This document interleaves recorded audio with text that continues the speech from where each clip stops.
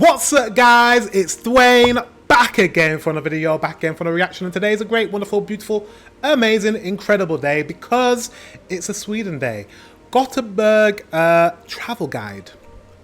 I want to go to Gothenburg, so without further ado, let's get into this reaction. Let's go. Gothenburg, a friendly city on the west coast of Sweden. Home to a vibrant cultural scene, beautiful nature, a fascinating history, and it is the second largest city of Sweden. So I've heard.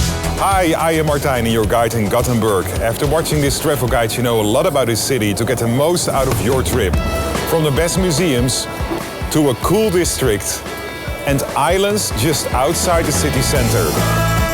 If this Gothenburg travel guide is giving you new travel tips, or maybe you just like it, please give a thumbs up or leave a comment under the video. That's the way you can help so other people can discover the video as well. And I get to create new videos for you in the future. The city has its own airport, but it's located 25 kilometers outside the city center.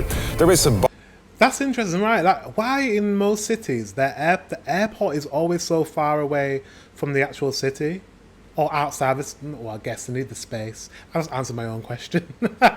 Airports are located out of cities and towns because they need space. I've just answered. I do that all the time. I don't know if you guys have noticed this about me. I'll like ask a question and then I'll answer my question after saying it out loud. I'm like, oh yeah, I know the answer to this. It's just as it's a habit. It's a bus service every 20 minutes and the journey takes about 35 minutes. A single journey will set you back between 11 and 13 euros, and another way to travel is by taxi, but more expensive, 40 to 50 euros for a one-way. Expensive. It's an easy walkable city, but if you want to use the public transportation, the buses, trams and also the boats, later more about that, you can buy, for example, a day card for around 14 euros. I figured out that you can use this app to buy your tickets online. It's quite easy and most locations are located in Zone A.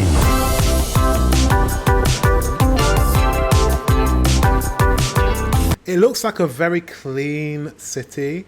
You know, very clean, like well-maintained streets, running smoothly. That's what I get from it, just from like looking at it. Looks like the transport runs very smoothly. It's quite a slow-paced city. Everything's clean. I like it. I want to go. In a moment, more about the best museums in town and a beautiful viewing point. But first, Haga. It was built for the working class a long time ago and it had a really bad reputation. But it changed successfully into a cool and nice neighborhood around the 1980s. There were plans to tear down a lot of buildings over here, but people got together to preserve its character. And that's what happens. Nowadays, beautiful cobblestones, nice houses, and there are boutique shops and restaurants and coffee bars everywhere. Cute. A must-see spot in this district is on top of a hill. It's an old fort, Skansen Kronan. It was built Wow, look at the crown on top. in 679 to prevent Sweden from Danish attacks. Although the fortress was never under attack, it has the capacity to withstand it, which is very well represented by the presence of huge cannons.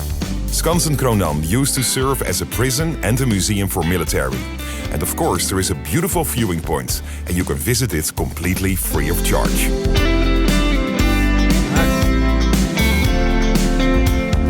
At the southwest part of Haga, you will find one of the main parks in the city center, Slottsskogan.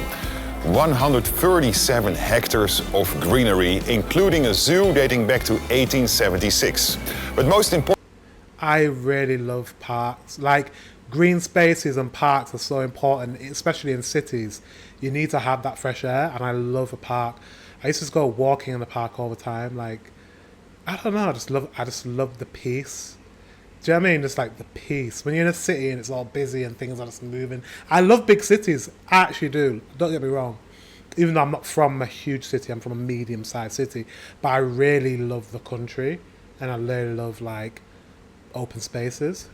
Important, this is the place to go on a sunny day. In a moment, more about a boat ride, but first one of the main museums in the city, the Gothenburg Museum of Art. It opened in 1923, just in time for an international exhibition. And it houses works from the beginning of the 15th century till now. You see, I really like classic old art, like we just saw in the last frame. But new age art, and like I can't, it just doesn't do it for me. It really doesn't. I just can't get into abstract kind of art with like made out of material. I don't get it. I don't get it. But the old school oil paintings and all, I love that. I love it.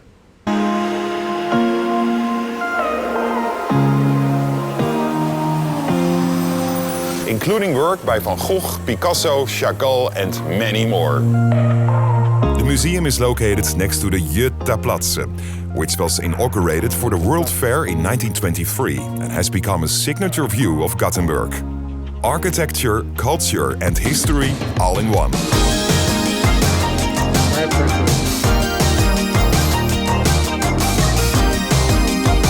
A perfect way to explore the city in a different way is from the water. You can easily book a ride on a padan boat, and a padan boat is a really flat boat because it goes under 20 low bridges.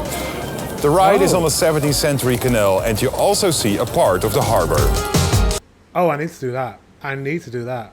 That has to happen. There was this thing about you, the way you carry yourself, kinda awkward, cute, self-assured, it just Oh, 22 euros. That's not bad as well. There are different departure times per day. The tour lasts 50 minutes and departs from 50 minutes for 20. That's not bad. I would definitely do that. I definitely am going to do that. wrap my head around. When you see this building, you might think it's a church, but it isn't. It's the fish market, and because of the building style, they call it the Fish Church. It opened in 1874 and was a technical marvel for that time because the building doesn't have pillars. Inside, there are some food stalls and restaurants, and at the moment, the building is closed for renovation. And then the Universum, an attraction that approaches science topics in an engaging, child-friendly way, and has a host of exhibits over 7 floors. The enterprise is the ocean zone, but also the indoor tropical rainforest, including colorful birds and monkeys. And as you can see, this is a really nice place to go with your whole family. Off the coast of Gothenburg, there are some beautiful, charming islands, and my advice is to visit one of them.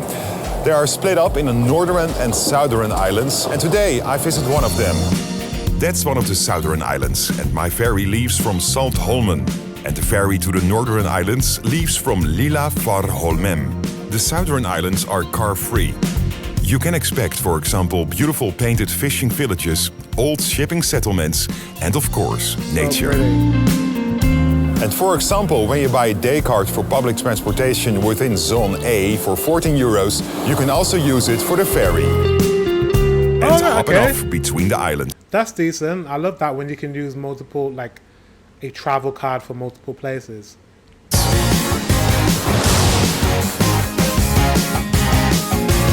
How big are electric vehicles like scooters, electric bikes? Do you guys have a like a renting service? You know, in London we have like line bikes, we have I think Uber bikes, and we have scooters that you can rent. Is it the same in Sweden? Let me know in the comment section, because I especially electric bikes. I like riding bicycles, so let me know. Something for all ages is a big amusement park in the city center, Elisabeth. It opened in 1923. Thrilling rides, lush gardens and a lot of entertainment options. It's open throughout the summer period, but there are limited opening hours in the winter, just like today. I want to give some extra attention to some buildings in the city. For example, the City Hall. The oldest part is from the 17th century, and there's also a neo-modern part. It's located on the Gustav Adolf story, named after the founder of the city. There is the Gothenburg Cathedral, A funny fact is that this was the first cathedral in Sweden with central heating in 1852. The first cathedral with central heating. Awesome. And the Kroonhuset, one of the oldest buildings in town dating back to 1654. In the past they used it to place military stuff, but nowadays it's a craft center and a tourist hotspot. Another great museum to visit is the Museum of Gothenburg. It took up residence in the Swedish East India Company offices a long time ago. Explore the exciting prehistory, the 19th century life, the development of the... See, I like museums like this that tell you about the history and like what they used to use, and I just love all this. And yeah, everything is just very well maintained in Sweden. I can just tell by looking at things just look very, very clean. Like, I think you guys look after your city very well. And your council, if you have councils, or your government, they look after the streets very well. The modern industrial part of the city, and the only exhibited Viking ship in Sweden. You will find one of the best preserved parks. Like, look how clean it is behind him. There's not like litter anywhere. Wow. In whole Europe from the 19th That looks like a rented scooter. century over here. The Garden Society of Gothenburg. This park preserved its charm and character. And there is a beautiful palm house from 1878, and that was inspired by the Crystal Palace from London.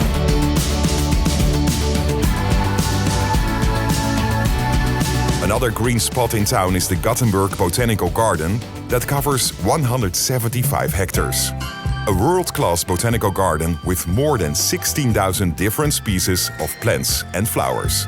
Around 12 kilometers from the heart of the city center, you can learn more about Sweden's best-loved automotive brand, which was founded in Gothenburg in 1927. I am gonna watch a video on Volvo because I just it's everywhere. It's everywhere. There's always mentions of Volvo. I didn't know it was founded in Gothenburg. I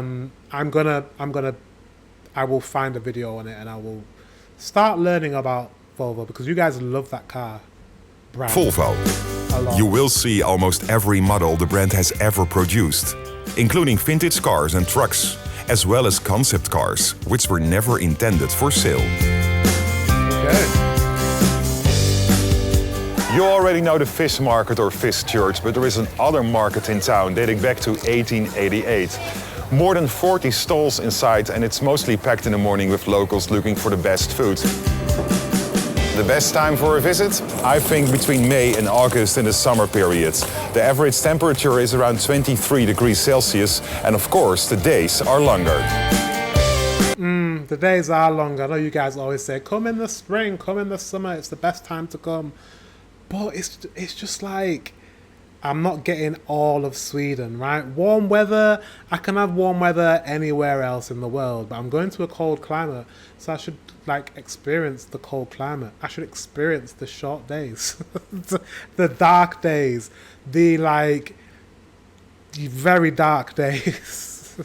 Not that I want to come in the dark, it's just like Christmas just seems magical in this part of the world, this part of the year and that part of the world. So that's why I want to come in winter. I don't know.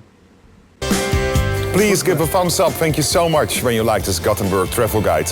And if you don't want to miss other episodes, just subscribe. That was good. Gothenburg, like I said, is one of the places that I really would love to visit. It's somewhere, to be honest, that I would live. It has a homely feeling about it, like a home. It's a big city, it's got everything that you would want in a city. However, it's not like overwhelming, it doesn't look ridiculously busy, it's clean, transportation is great, like they've got really, looks like got lovely cafes, and I reckon people are friendly there. It's got that vibe.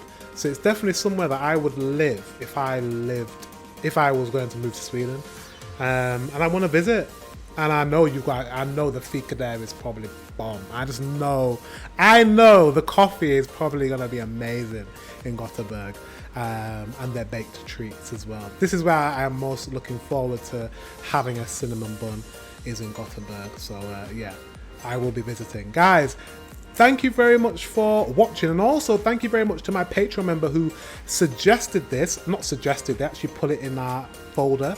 We have a Patreon folder where you can put video requests in, and if you want me to look at them or watch them or whatever, I will do that. So if you're interested in the Patreon, link is in the description. Guys, until the next one, I will see you very soon.